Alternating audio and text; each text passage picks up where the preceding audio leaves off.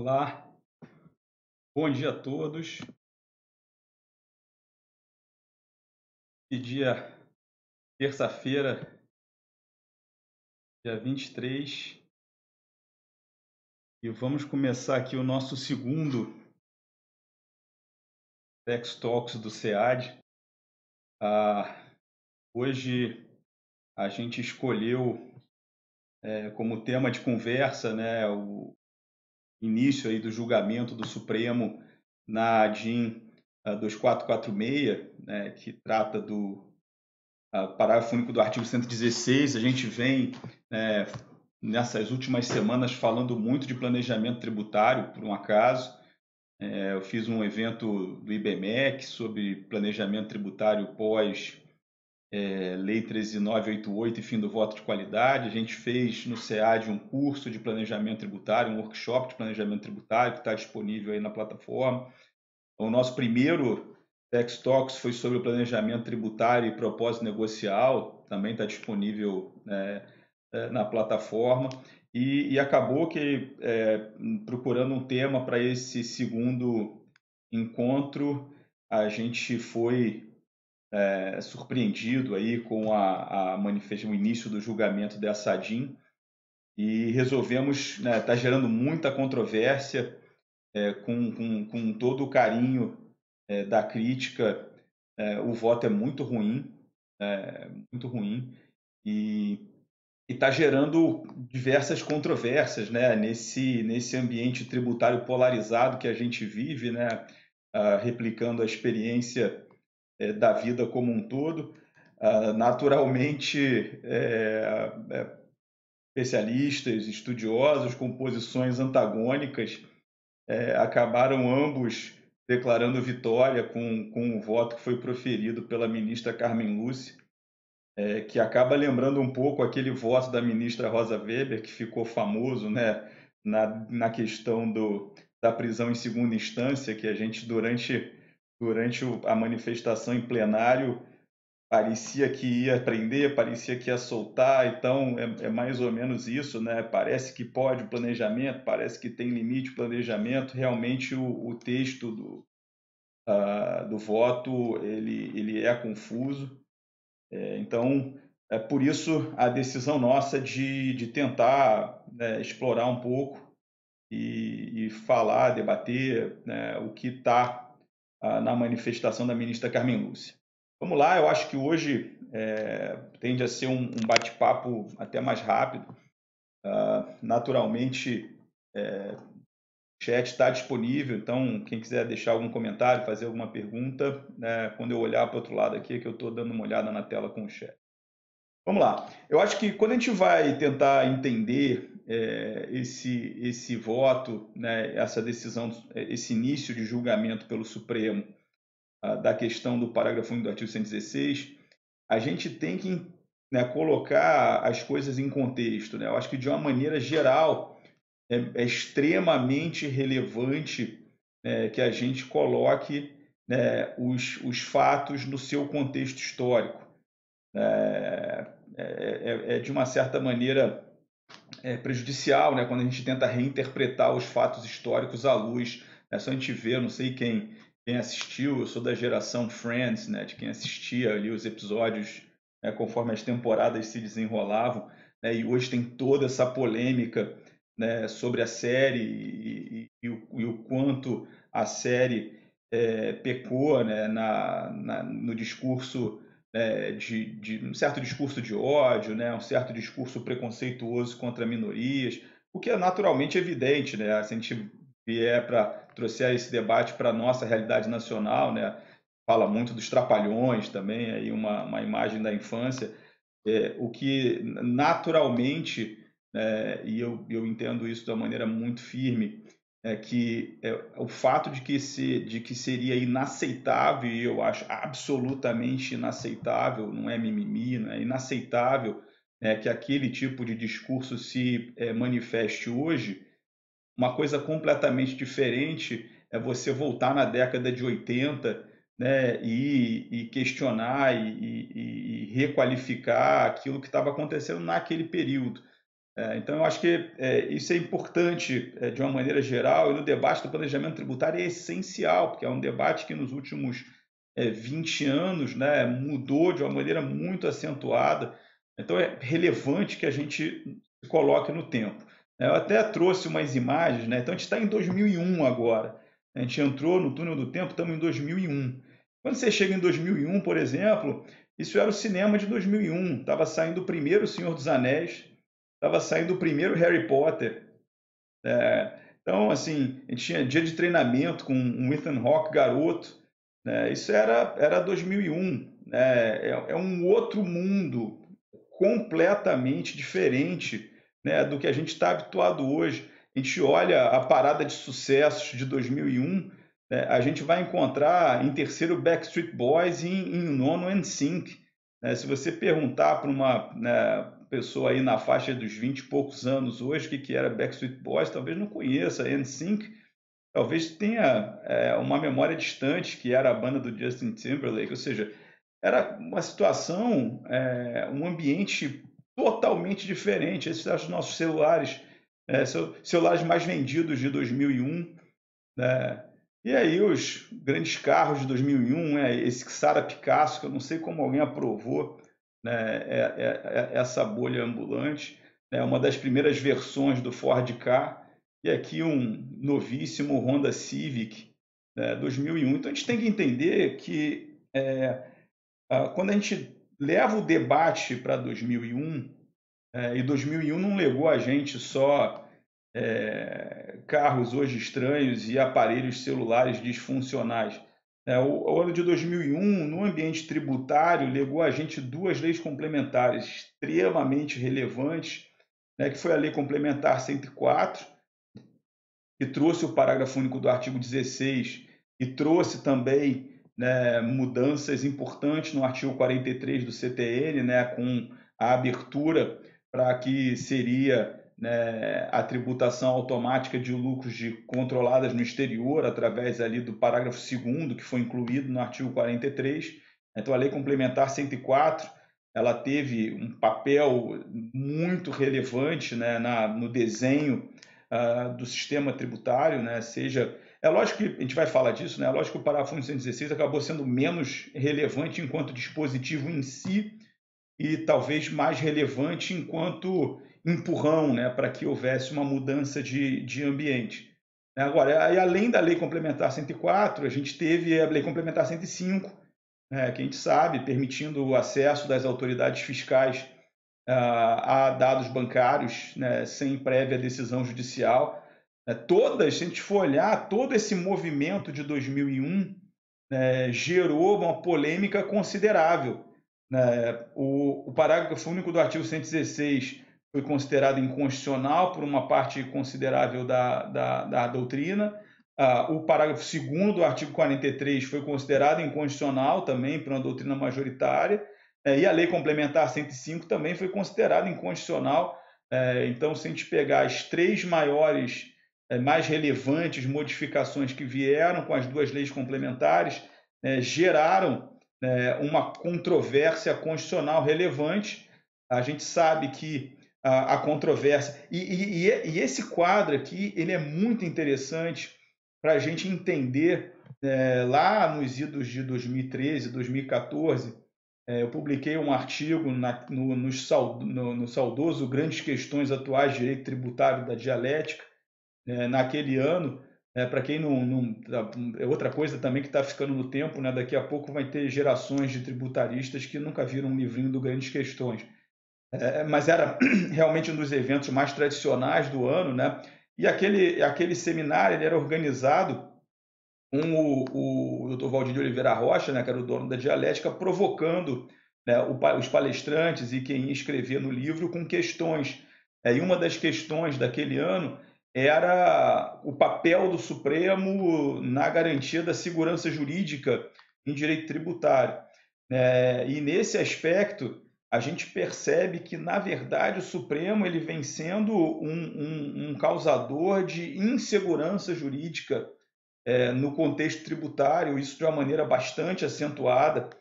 Se a gente olhar esses três grandes temas, né, artigo 43, parágrafo 2º, parágrafo único do artigo 116 e lei complementar 105, o único que chegou a termo até agora foi a lei complementar 105, né, com o Supremo em 2016, ou seja, 15 anos depois, né, da edição da lei complementar, firmando posição pela constitucionalidade do acesso direto a informações bancárias. O artigo 43, parágrafo 2º, e a tributação de lucros de controladas no exterior, a gente lembra bem, né, objeto lá da ADIM 2588, que foi julgado em 2013, sem que o Supremo conseguisse maioria para fechar a posição pela constitucionalidade ou inconstitucionalidade da tributação automática, no caso de controladas localizadas em países de tributação regular. E o caso talvez mais assintoso, que é o parágrafo 1 do artigo 116, nós vamos aí para 20 anos com um julgamento que começa agora, começa com esses julgamentos em plenário virtual que estão gerando problemas. A gente vai falar disso no final, né? O voto é da ministra Carmen Lúcia, mas a gente já teve outros 4 ministros que acompanharam. Então, agora a gente tem a ministra Carmen Lúcia, Gilmar Mendes, Marco Aurélio, Edson Fachin e Alexandre de Moraes, todos em cima dessa manifestação da ministra Carmen Lúcia, sem apresentação, pelo menos por enquanto, de voto. Então, efetivamente, o papel do Supremo Tribunal Federal no desenho do sistema tributário, ele vem deixando muitíssimo a desejar. Então, se a gente perceber esse caso específico, são quase 20 anos para iniciar um julgamento, inicia um voto sucinto de 8 páginas, a gente tem 20 anos de produção teórica, 20 anos de debate concreto disso, um voto de 20 páginas, com referências doutrinárias já talvez não tão atuais em relação à discussão do tema. Então, é preocupante a gente começar hoje essa discussão tão relevante, que vai pautar as discussões, os debates de planejamento tributário para o futuro, com o risco de repetir a história do parágrafo único, perdão, a história da tributação de controladas, ou seja, de ter uma decisão que no fundo não decide muita coisa, a gente vai levar 20 anos para não levar nada para casa. Então, a lei complementar 104, ela é de janeiro de 2001, em abril de 2001 foi ajuizada aí a ADIM 2446. Então, ou seja, houve uma reação muito rápida de questionamento judicial, questionamento da constitucionalidade do parágrafo único do artigo 116, e essa ADIM foi inicialmente distribuída para a ministra Ellen Grace, e depois, com a aposentadoria da ministra Ellen Grace, foi redistribuída para a ministra Carmen Lúcia. E não dá para dizer que a ministra Carmen Lúcia pegou o caso de última hora, porque essa redistribuição para a ministra Carmen Lúcia foi feita em 2006. Ou seja, só de período em que o processo está com a ministra Carmen Lúcia, nós temos aí mais de 15 anos em que esse tema está sob a relatoria da ministra Carmen Lúcia, reiterando. E vejam bem, é natural que não cabe ao Supremo decisão sobre casos concretos de planejamento. Cabe ao Supremo estabelecer a pauta, estabelecer os limites, estabelecer o que a autoridade fiscal pode e não pode fazer, numa premissa principiológica, não concreta, ou seja, não cabe ao Supremo revisar um auto de infração de ágio. Então, mas realmente é tardia essa tentativa do Supremo de pautar uma discussão que já andou. Quando a gente pega a própria fundamentação da ADIM 2446, ela é fruto daquele tempo, ela é completamente datada. Então, a discussão de fundo na ADIM 2446 era violação ao princípio da legalidade, violação ao princípio da tipicidade cerrada.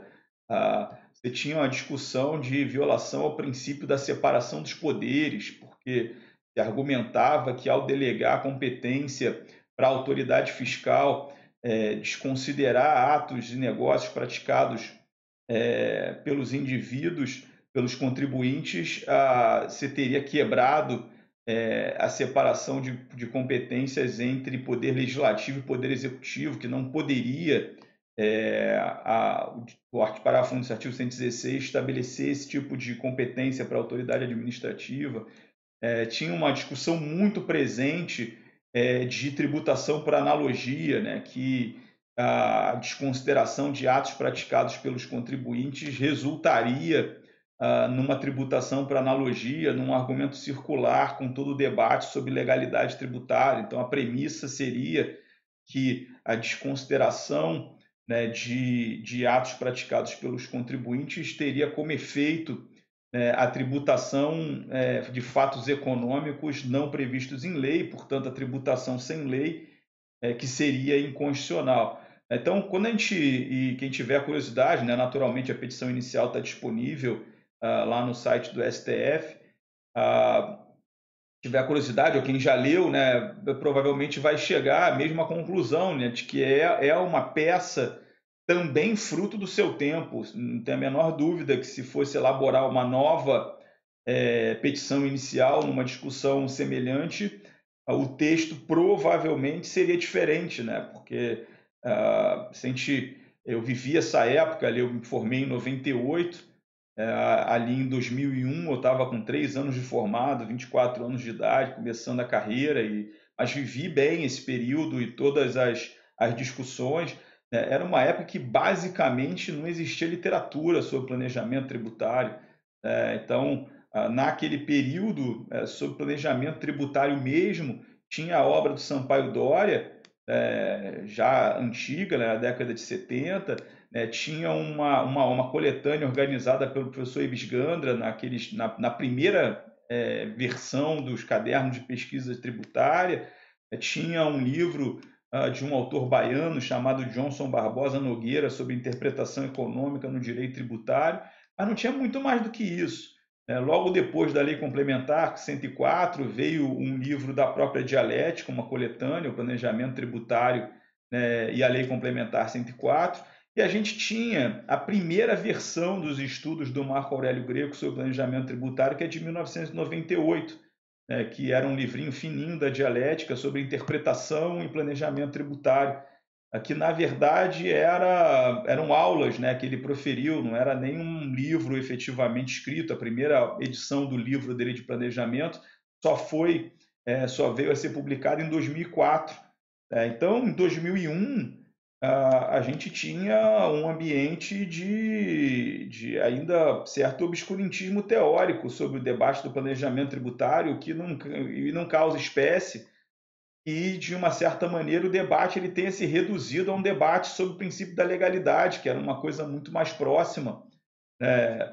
Mas principalmente para quem não viveu esse período, né, hoje a gente olha aqui agora, no instante, só a seção de planejamento tributário tem umas 4, 5 prateleiras, tamanha produção, né, que a gente teve nesse período, com debates concretos, né, a gente vem tendo nos últimos anos diversos livros dedicados a estudo de casos, que ajuda também a compreender melhor a aplicação concreta dos limites do planejamento tributário. Então, mas a gente tem que ter essa capacidade, né, de se recolocar em 2001, né, como se estivesse vendo o primeiro Harry Potter. Eu sou um fã, assisti todos no cinema. Eu não consigo nem lembrar bem dessa época, mas vamos fazer esse esforço para nos recolocarmos lá.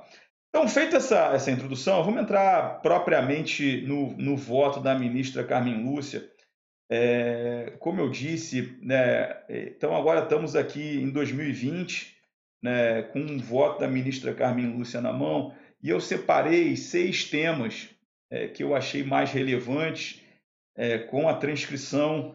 Esse material depois vai estar disponível na plataforma para quem quiser acessar e tal. Como eu falei, o voto, com ele aqui em mãos também, o voto é muito sucinto, são 9 páginas, né, com um espaçamento, uma fonte grande e um espaçamento considerável, né, além de transcrições legislativas e de doutrina. Eu acho que se a gente né, reduzir o voto ao seu conteúdo, é capaz da gente ter umas 2 ou 3 páginas sobre planejamento tributário no máximo aqui. O que efetivamente, mais uma vez, eu pessoalmente acho que nesse momento, né, há pouco tempo atrás, coisa de 2 semanas atrás, a minha instituição, a UERJ, Universidade do Estado do Rio de Janeiro, soltou uma nota oficial que eu corroboro, apoiei, de uma certa maneira, pressionei, inclusive, para que a gente editasse, né, de defesa das instituições democráticas, tem a menor dúvida quanto à importância gigante que o Supremo Tribunal Federal tem na manutenção da democracia, mas isso não faz com que, né, o Supremo tenha virado café com leite de críticas, né? Ou seja, as críticas têm que ser feitas quando são devidas. E, de novo, eu dirijo essa crítica ao papel do Supremo no desenho do sistema tributário nacional há muitos anos já. E esse voto, eu acho que ele acaba sendo um grande exemplo de um desserviço, né, que está sendo feito nesse debate tributário, né? Você imaginar que talvez esse voto, se tivesse sido uma reação rápida do Supremo lá em 2001, seria aceitável. Esse voto, até se tivesse sido uma reação rápida da ministra Carmen Lúcia em 2006, 2007, não geraria tanta estranheza. Esse voto em 2020, ele realmente gera um impacto do tipo, veja, assim, esperamos tanto para ter essa posição, mas vamos lá. Eu acho que tem alguns pontos que a gente tem que destacar, inclusive porque o voto ele começa e termina de maneira aparentemente contraditória. Então, um dos primeiros aspectos relevantes que o voto chamou a atenção foi o fato de que a própria exposição de motivos da Lei Complementar 104 caracterizava o parágrafo único 116 como uma regra de combate à elisão tributária, como uma regra de combate ao planejamento tributário ilegítimo.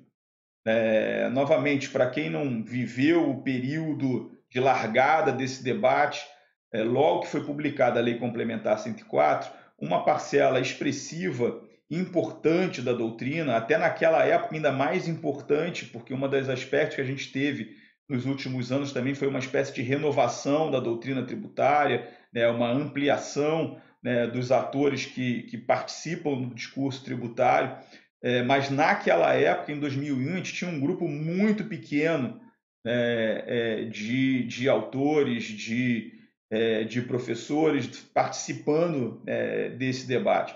E dentro desse grupo pequeno, uma parcela relevante e significativa se manifestou no sentido de que o parágrafo 1 do artigo 116 ele não era uma regra de combate ao planejamento ilegítimo, né, que ele era uma regra de combate à simulação, como se fosse uma espécie de repetição do dispositivo que a gente já tem no artigo 149, inciso 7º, do CTN.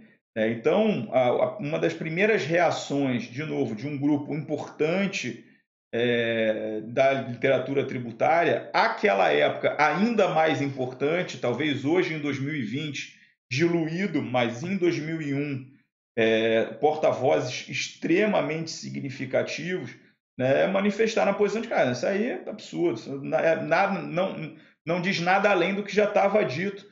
Né? Alguns autores chegaram a esticar um pouco mais essa corda, para usar a expressão que está na moda no discurso político, para dizer que o parágrafo 1 do artigo 116 ele tinha vindo, na verdade, criar uma proteção adicional em relação à própria simulação.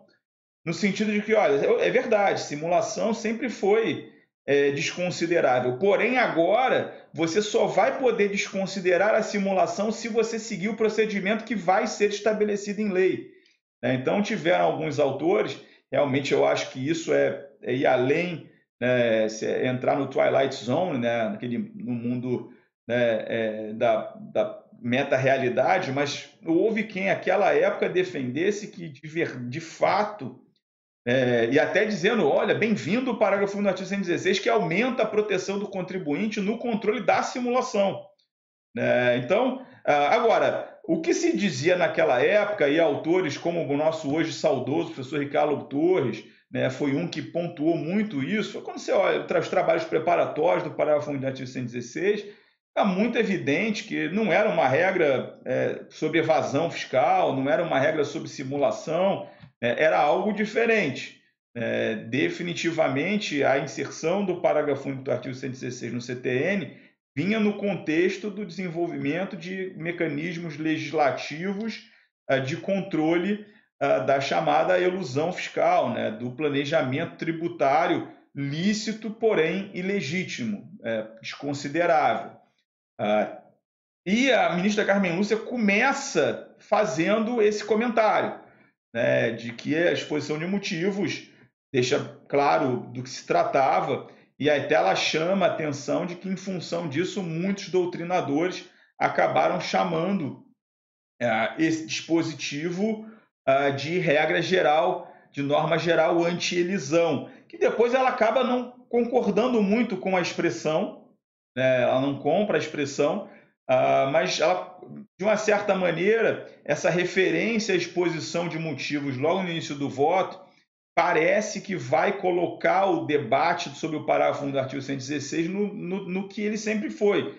De novo, você pode considerar ele constitucional ou inconstitucional. Agora, dizer que esse dispositivo é um reforço no controle do que já existia parece efetivamente uma distorção do que veio, do que se pretendeu fazer ali com o parágrafo 1 do artigo 116.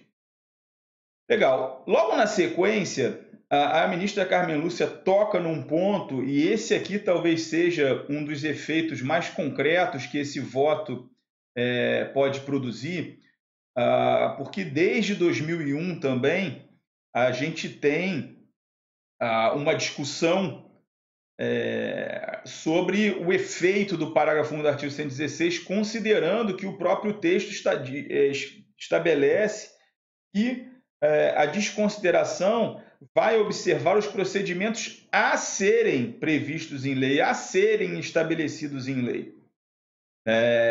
Parece intuitivo, óbvio, eu acho que basta a alfabetização para você ler esse dispositivo e compreender que se são os procedimentos a serem estabelecidos, ou seja, se o tempo verbal é futuro, eles serão estabelecidos, eles não existem.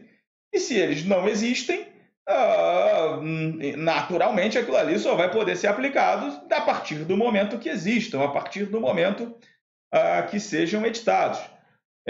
Independentemente da, a meu ver, absoluta clareza do parágrafo 1 do artigo 116, surgiu uma teoria sustentando que, na verdade, aquela referência era uma referência a qualquer processo administrativo e que, portanto, existindo processo administrativo, existindo legislação sobre processo administrativo, no caso federal, existindo, como existia o decreto 70235 de 72, que traz lá, regulamenta o processo administrativo fiscal federal, aquilo seria suficiente para aplicação, ou seja, eu transformo a exigência de um procedimento que será estabelecido no procedimento que já existia desde 72. Eu acho esse argumento um absurdo completo, mas ele foi defendido novamente pelo meu queridíssimo e saudoso professor Ricardo Torres, um dos professores que mais influenciaram minha carreira acadêmica, mas a gente só pode acreditar essa posição do professor Ricardo a provavelmente uma leitura apressada, porque uma coisa que a gente tem que entender, eu estou para lançar um livro que eu reputo fantástico sobre a obra do professor Ricardo Torres, que é decorrência de uma matéria que eu ofereci na UERJ em 2018, são mais de 40 artigos sobre a obra do professor Ricardo Torres, então acho que vai ser muito importante para a gente entender diversas passagens da produção acadêmica do professor Ricardo, mas uma coisa que a gente tem que entender é os estudos do professor Ricardo sobre planejamento tributário, eles foram feitos lá no início dos anos 2000. Por mais que, por exemplo, o professor Ricardo tenha um livro de planejamento tributário, cuja primeira edição é de 2012, esse livro ele não trouxe nenhuma novidade em relação ao que ele já tinha produzido no início dos anos 2000. Então, e como o professor Ricardo ele saiu de cena na saiu do debate acadêmico, saiu dos congressos, né? Ele acabou que, assim, no fundo, a participação do Ricardo Lobo nessa construção, ela tem que ser contextualizada também. É lógico, a gente não vai ignorar a posição do professor Ricardo, mas a gente tem que colocar ela em contexto. Então, e o Ricardo Lobo foi o primeiro que defendeu essa linha de que já era, e depois ele conseguiu alguns adeptos na nossa casa mesmo, na UERJ, né, os professores Ricardo Lodge, o professor Marcos Abram, acabaram defendendo essa mesma posição. Porém, como eu disse antes, assim, me parece uma distorção absoluta do que está escrito no parágrafo artigo 116.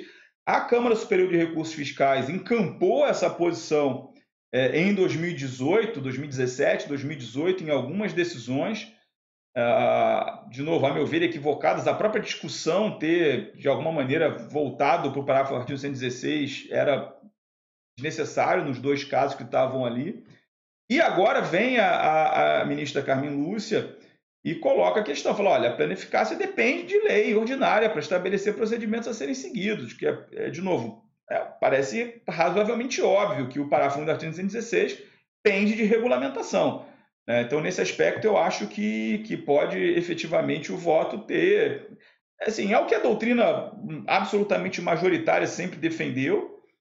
A gente tem essas poucas vozes dissonantes defendendo, sustentando que o artigo seria auto-aplicável, e muito calcados na posição original do professor Ricardo Lobo Torres, que, de novo, a meu ver, tem que ser contextualizado. A gente tem uma questão aqui da Mello de qual a posição sobre os estados poderem instituir os procedimentos para combater o planejamento no âmbito de seus procedimentos. Eu não vejo problema algum, até como uma referência procedimentos que vão ser estabelecidos em lei ordinária. A minha impressão é de que isso é uma lei ordinária do ente federativo.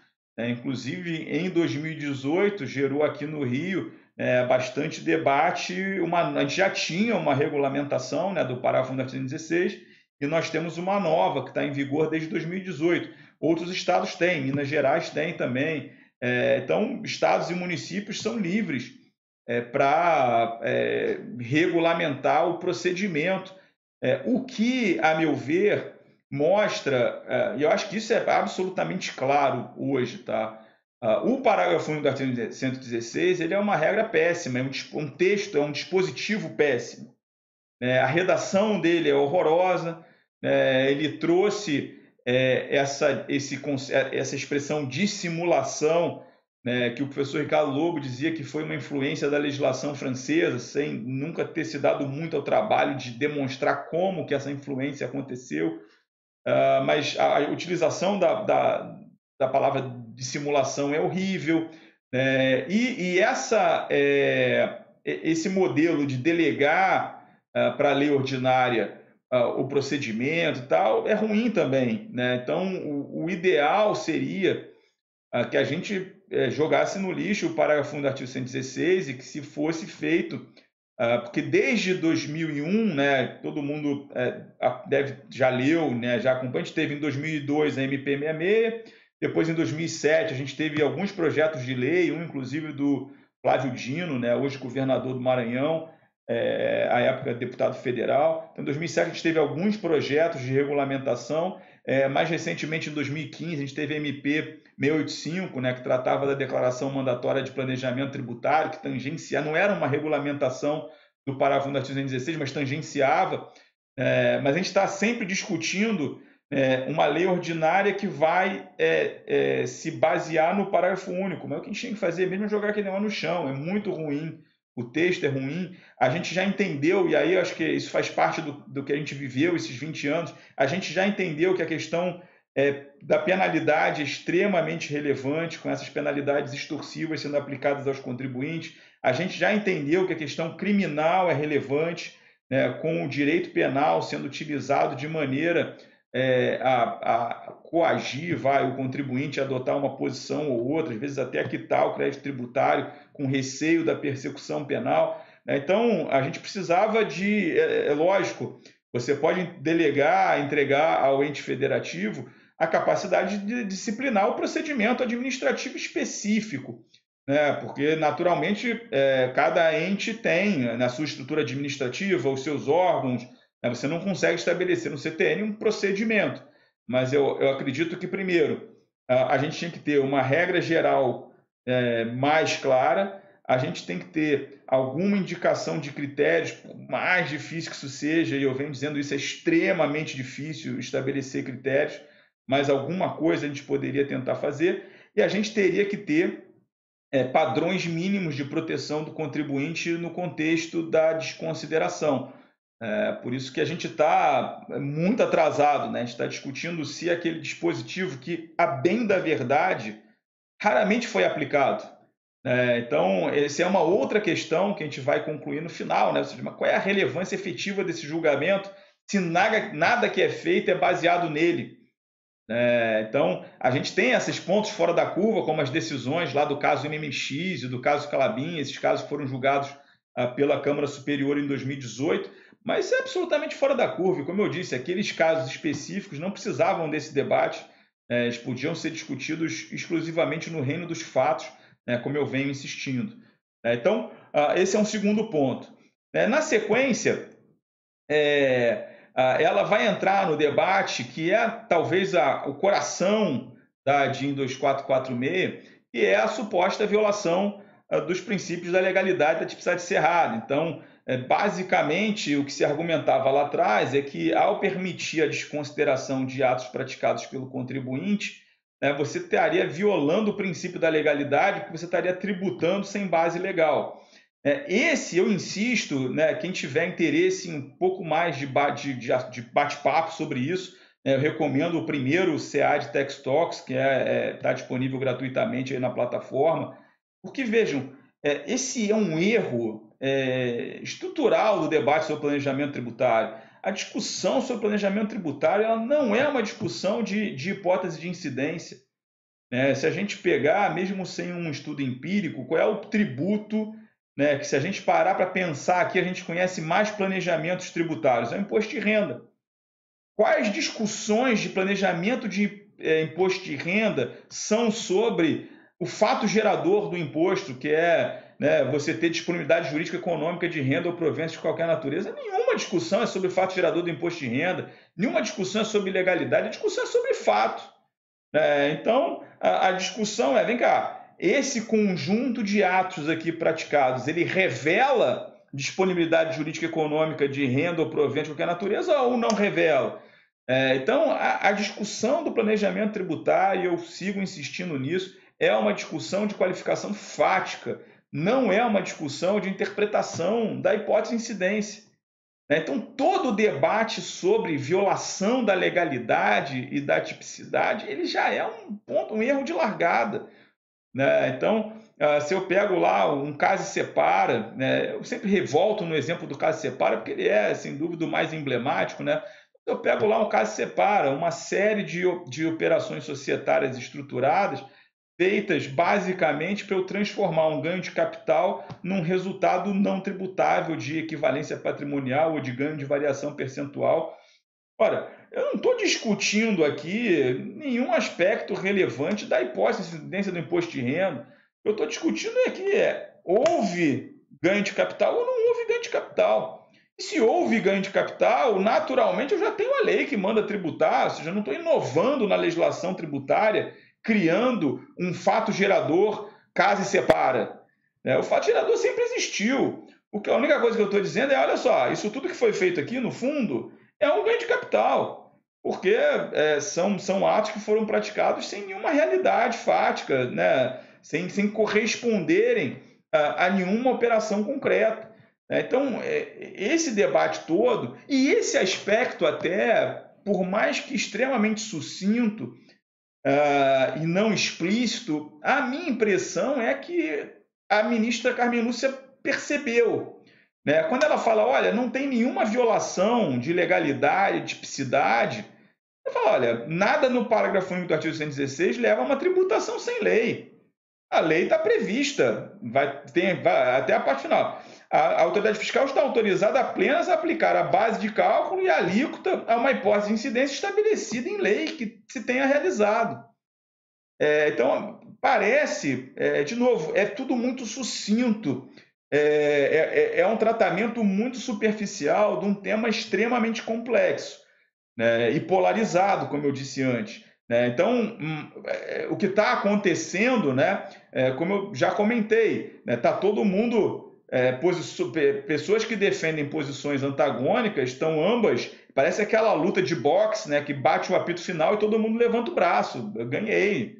Né? Então, porque não foi explícito o suficiente, mas me parece que quando ela analisa a questão da alegação de violação ao princípio da legalidade e fala, olha, no fundo, nada que permite uma tributação sem lei, ela está reconhecendo o que é óbvio.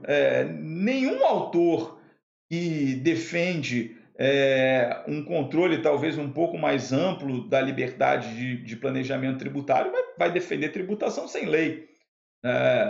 O que você defende pelo contrário até, que é paradoxal, né? E de uma certa maneira ela até diz isso no voto, porque autores que ambos os lados, né, fundamentam a posição na legalidade, né, em visões diferentes da legalidade, né? Então, enquanto um grupo vai dizer, não, desconsiderar o planejamento viola o princípio da legalidade porque não tem um dispositivo que proíba casa e separa, outro grupo vai dizer, mas espera aí, não tributar nesse caso viola o princípio da legalidade porque existe a previsão para a tributação de disponibilidade jurídico-econômica de renda ou proveniente de qualquer natureza. Se eu deixo de tributar uma renda que foi efetivamente materializada, eu deixo de aplicar a lei ao caso concreto.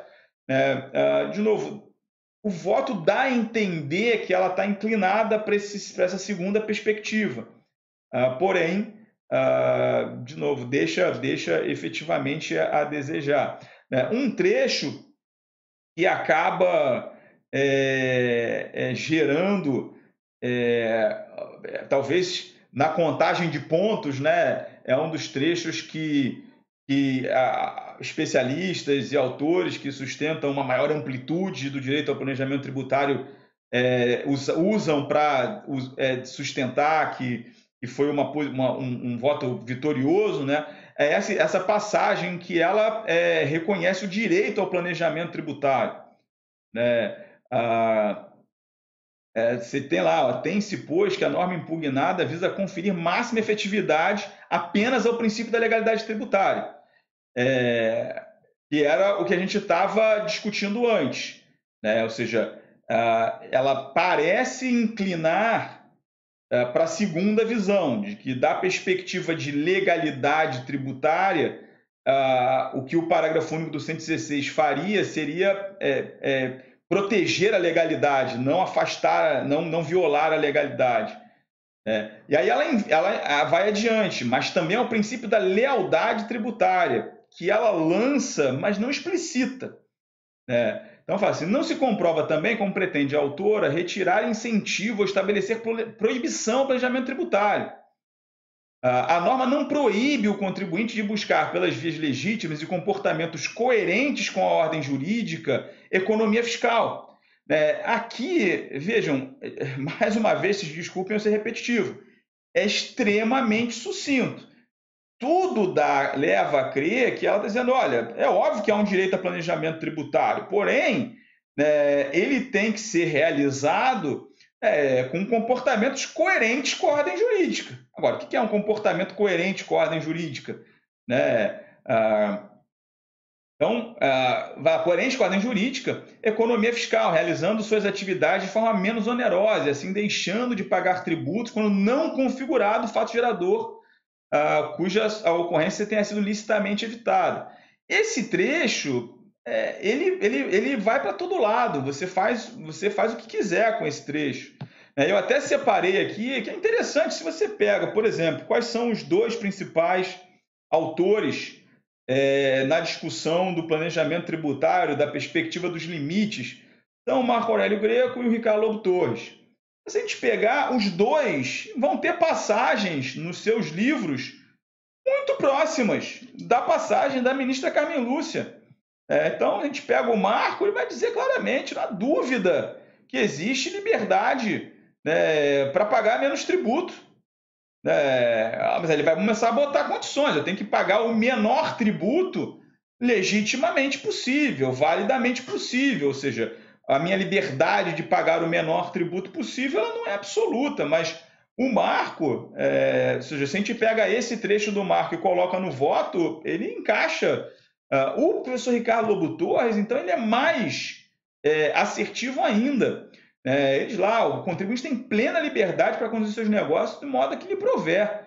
Combate à elisão não pode significar restrições ao planejamento tributário.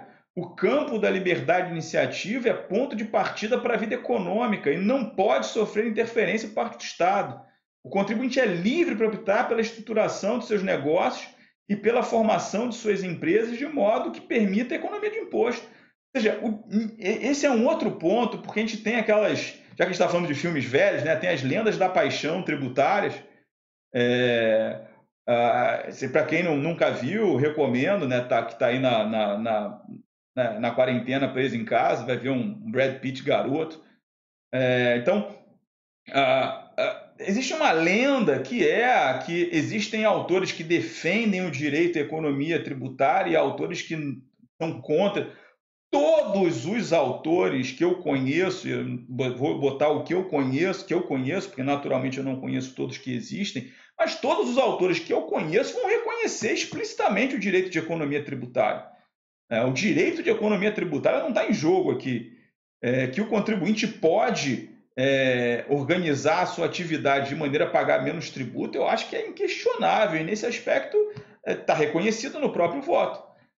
Porém, a questão é qual o limite do que eu posso fazer para legitimamente economizar tributo, que eu acho que há limites hoje, não há a menor dúvida. Ninguém duvida que eu acho que assim, são pouquíssimos, eu tenho insistido isso demais. Para quem quiser mais debate sobre isso, também recomendo o primeiro Tax Talks, que a gente falou mais sobre essa questão. São posições isoladas que vão defender uma liberdade absoluta, faça o que quiseres e pague menos tributo porque o Estado é mau. Essa é uma posição que a gente vai encontrar voz quase isolada no professor Ives Gandra da Silva Martins. De resto, a discussão está em qual é o limite, mas que há limites me parece duvidoso. Então, é só a questão, porque eu vi algumas manifestações, alguns artigos em portais eletrônicos, que a ministra reconheceu o direito de economia fiscal, mas o fato é que ninguém nunca negou.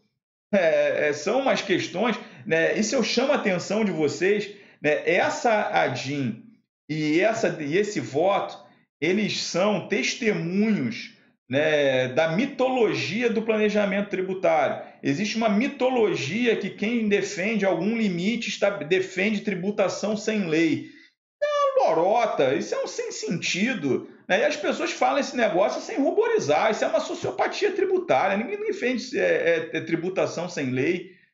A segunda, a gente pode chamar de mito, mas é lorota, é mentira, que às vezes é a mentira existe a mentira de má fé, o sujeito sabe que o interlocutor não defende isso, mas ainda assim fala, porque percebe que em termos retóricos vai encontrar ressonância no auditório. Aí existe a manifestação por ignorância, que é extremamente comum. As pessoas leem pouco, estudam pouco, e aí acabam dizendo coisas que não são verdade.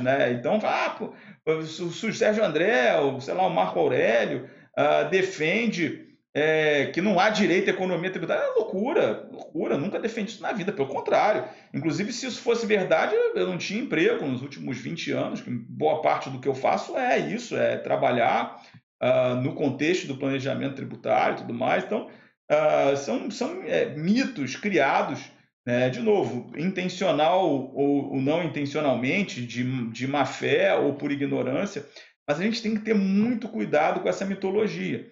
No livro que eu escrevi de planejamento tributário no passado, eu tenho, no último capítulo, que é o capítulo 9, exatamente passagens sobre isso, assim, mitos, né, naquele caso focado no debate da obra do professor Marco Aurélio Greco. Né? Para quem, eu sempre falo isso, né, o livro está disponível no meu site, do escritório, né, sarrocha.com.br, lá na parte de publicações. Não só esse, como outros livros meus tem o PDF disponível lá para quem quiser acessar. Então, acho que esse é um outro ponto interessante que a gente tem que ponderar. Depois surgiu a discussão da separação de poderes, como eu disse antes. Mais uma vez, sempre de forma extremamente sucinta, foi afastada a alegação de violação à separação de poderes e, ao mesmo tempo, afastado a alegação de tributação por analogia. Então, vai lá e diz, olha, o artigo 108 não foi alterado pela Lei Complementar 104, não estando autorizado o agente fiscal a valer-se de analogia para definir o fato gerador e tornando-se legislador aplicar tributos sem previsão legal. Essa é uma discussão meio circular, que volta à discussão que já tinha surgido antes em relação ao princípio da legalidade. Então, aqui também se afasta. De uma certa maneira, eu acho que até aqui, o voto, a principal crítica ao voto era tratar de questões complexas de forma ultra simplificada. Então, debate muito sucinto de temas que se sofisticaram muito, ao longo dos últimos quase 20 anos.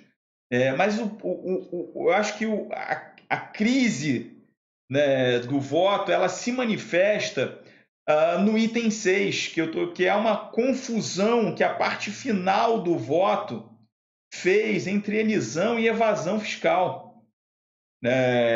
Então, ela meio que conclui o voto dizendo, de se notar que a elisão fiscal difere da evasão fiscal.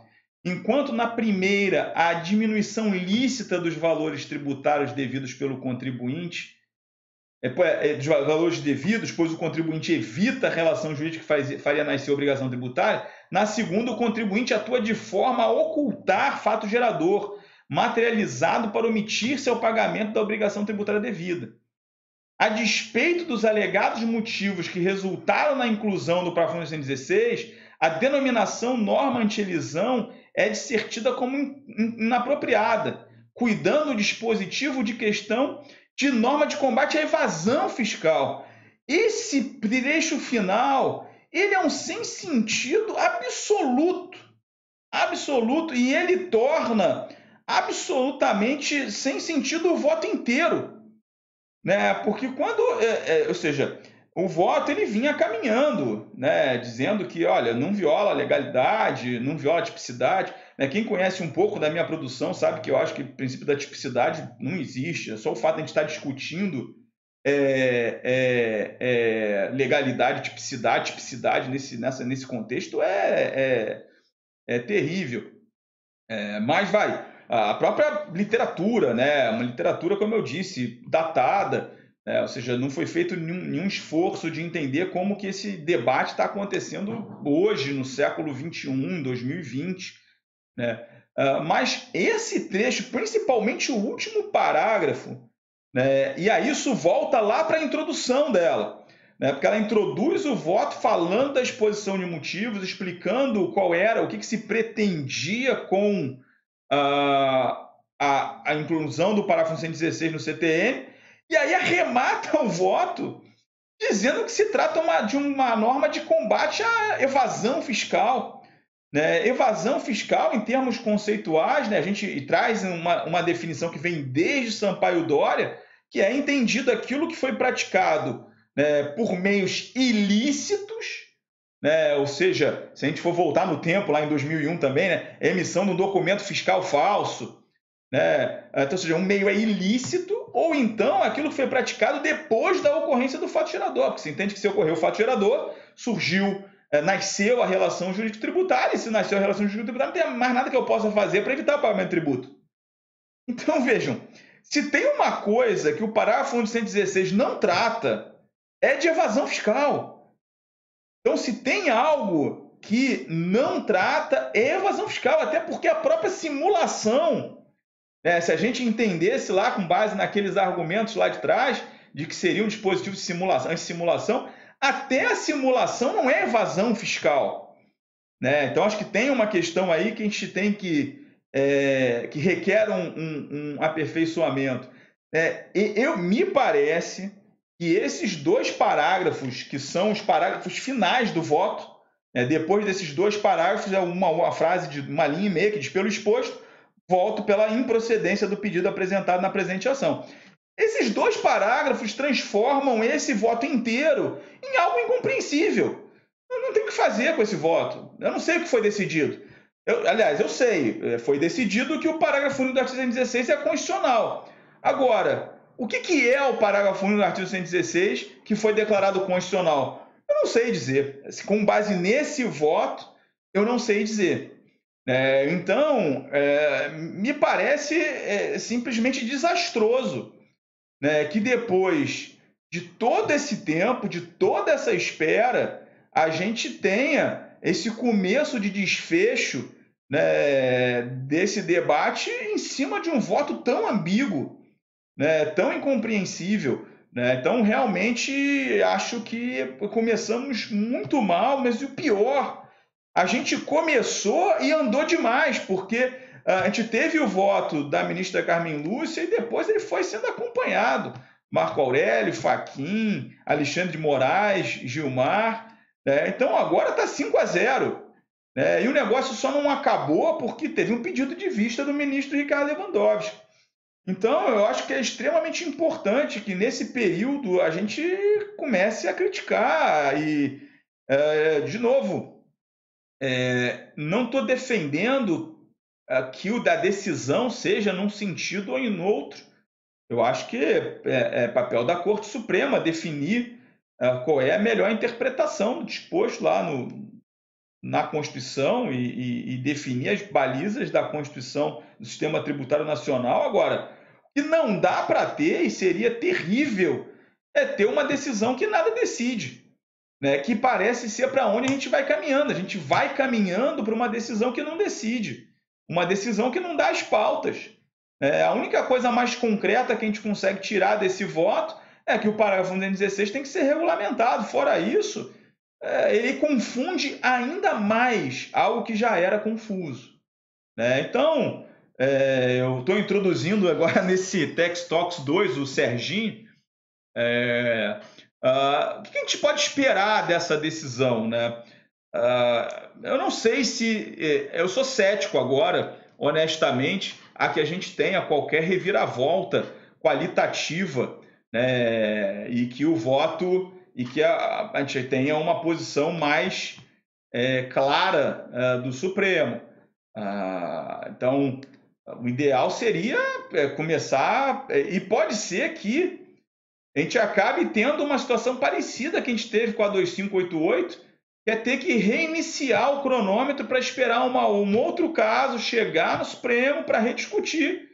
O que seria, não consigo nem dizer, assim, honestamente, conforme o tempo vai passando e a gente vai ficando um pouco mais experiente, é desesperador ver essas situações. Né? Essa discussão começou quando eu era garoto, agora já me encontra um tributarista maduro e, se bobear, vai terminar com um tributarista velhinho, fim de carreira, porque é isso, né? Se recomeça o reloginho, ele volta quando? Depois do não julgamento do Supremo sobre o lucro no exterior em 2013, nós já estamos em 2020 e tem caso lá para julgar. Já foram 7 anos daquela decisão de 2013 e nada aconteceu. Quanto tempo mais vai levar? Então, eu venho insistindo. Se fala tanto em reforma tributária, reforma constitucional. Talvez a melhor reforma tributária seria a criação de um tribunal constitucional tributário. Goste ou não, critique ou não, a gente tem esse sistema tributário atípico, né, absolutamente enraizado na Constituição. Você precisa de uma corte constitucional tributária que tenha a condição de responder de forma rápida. Eu estou terminando um texto junto com meu querido amigo Luiz Guilherme, né, da IBM, sobre tributação das operações com software. Aquilo é uma outra vergonha. A gente tem uma DIN de uma lei do Mato Grosso da década de 90, operações que nem existem mais, o negócio entra e sai de pauta, não consegue terminar o julgamento. Talvez uma grande reforma tributária seria efetivamente a reforma tributária lá na ponta da aplicação, onde tem essa tara com o desenho legislativo, com as regras da Constituição, mas o texto normativo só é tão bom quanto quem vai interpretar ele consegue fazer com que ele seja. Então, às vezes parece que a falha não está tanto no texto, está na interpretação ou na falta de interpretação que é dada a ele. Pessoal, a gente vai chegando para o final, a gente tem feito um esforço para manter esses encontros em 1 hora, aí respeitando as agendas. Parece que nesse período de pandemia, mais do que nunca, as agendas estão espremidas. Se alguém tiver um último comentário, vou dar um minutinho aqui para ver se aparece alguma pergunta final. Enquanto isso, já vou agradecendo quem nos assistiu hoje ao vivo, dia 23 de junho. Esse vídeo, junto com outros, vai ficar disponível na nossa plataforma, no EAD Box. Então, pode ser acessado futuramente, junto com outros cursos. A gente está preparando agora 2 cursos muito interessantes. Eu vou fazer finalmente um curso mais completo de tributação internacional em 12 encontros.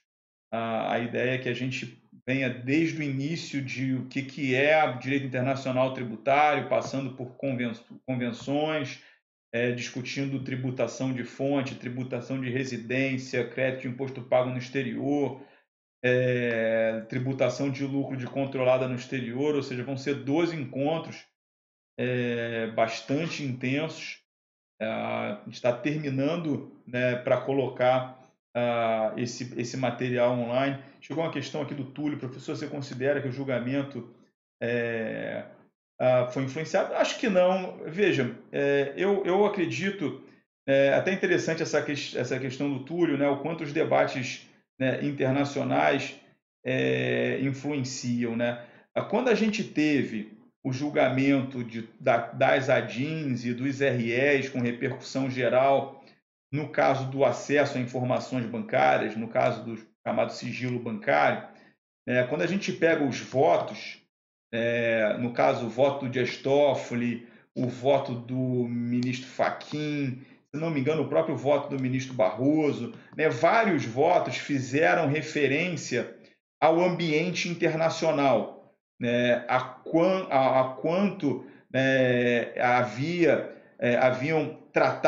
havia tratados internacionais que o Brasil havia celebrado, ou seja, compromissos internacionais que tinham que ser adimplidos, e todo o contexto de transparência que tinha se desenvolvido no direito internacional tributário, etc. E, de alguma maneira, se aquilo não foi decisivo, certamente fez parte do contexto da discussão. Nesse caso aqui, eu acho que nenhuma relevância. Eu acho que essa discussão está sendo... Até porque, naquele caso de 2016, existia uma pressão internacional, porque a gente estava para entrando em vigor o FATCA, para a troca de informações com os Estados Unidos. A gente tinha a troca de informações no contexto do projeto BEPS, lá com o Country by Country Reporting e tal, tudo ancorado na Convenção Multilateral para Assistência Administrativa Mútua em Matéria Fiscal. Então, assim, realmente existia uma premissa, uma pressão para que o Brasil se alinhasse com um padrão internacional de transparência. O pessoal da OCDE vindo a Brasília, conversando no Congresso para aprovar a Convenção Multilateral e tal.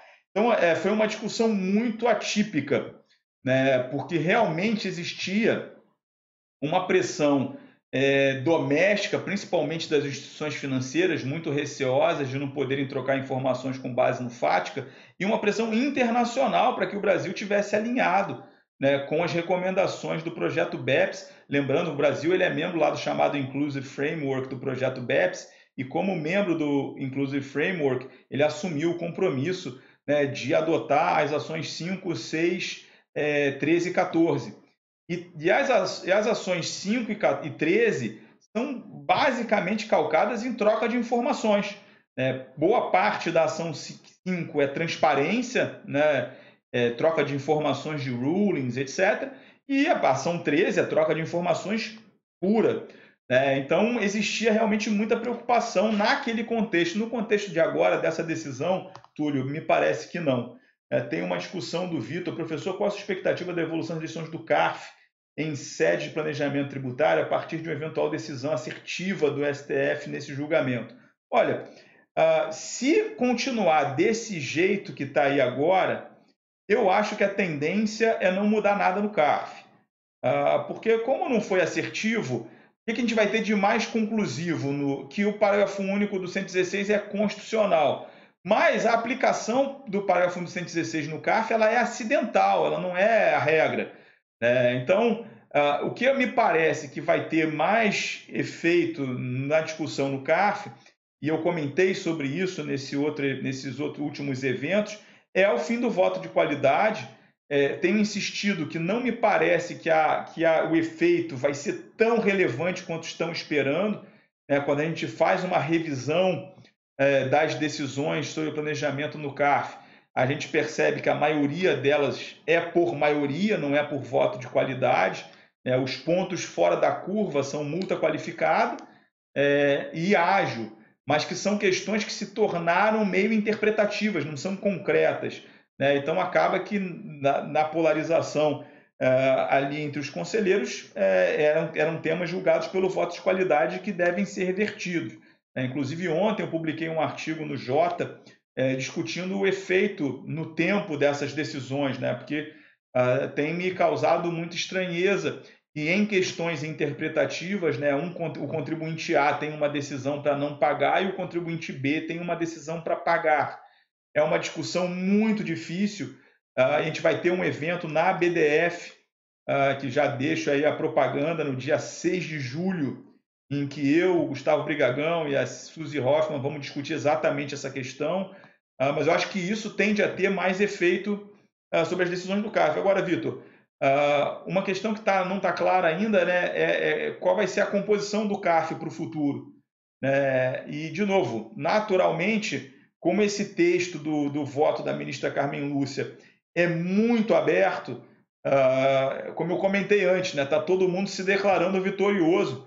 E aí, efetivamente, pode ser que... Agora, até aproveitando a pergunta do Vitor, uma questão que eu não falei que deveria ter falado. Até no meio comentei e fiquei de voltar. No fundo, nada se dá em cima do parágrafo 216. O parágrafo 216 é o mais ineficaz dos dispositivos eficazes do CTN. Ele é ineficaz, ele é absolutamente... Então, ou seja, mesmo regulamentado, o que a gente tem no parágrafo 216 é um dispositivo que depois se tornou desnecessário em grande medida. Então, nada do que é feito hoje e decidido hoje, ele depende do parágrafo 116. Então, mais uma vez, voltando na pergunta do Vitor, qual o efeito? Depende. Em tese, se a gente olhar o que vem sendo decidido e como vem sendo decidido, deveria ser nenhum. Deveria ser irrelevante essa decisão. Agora, principalmente esse trecho final do voto, ela pode ser utilizado para fins retóricos, para dizer, olha, mesmo o parágrafo 216 é só sobre evasão, então não existe legislação para controlar qualquer coisa que não seja evasão. É possível isso? É possível. É um argumento que esse voto abre. Então, eu só posso esperar que, efetivamente, alguém coloque essa bola no chão, até para dizer se é isso mesmo. Ou vem cá, isso é uma posição isolada da ministra Carmen Lúcia? É isso que o tribunal pensa? De novo, não estou aqui para fazer. A minha posição pessoal não é essa. Mas eu acho que o mais importante nesse nosso debate específico aqui então, não quer saber minha opinião pessoal? Assiste o primeiro CA de Tech Talks. Aqui a gente está comentando o voto em si. Então, o que eu lamento do voto é que ele não é claro para uma posição ou por outra. Se o voto fosse claro nesse sentido, pelo menos a gente teria uma certa pacificação, e aí sim, Vitor, a gente teria um efeito grande, me parece, nas decisões do CARF. Então, pessoal, mais uma vez, agradeço muitíssimo a atenção de vocês. A quem vai nos assistir depois, obrigado também aí pela sua atenção, assistindo com pipoca, com vinho. Então, pessoal, até a próxima. Em breve aí teremos o terceiro. Né?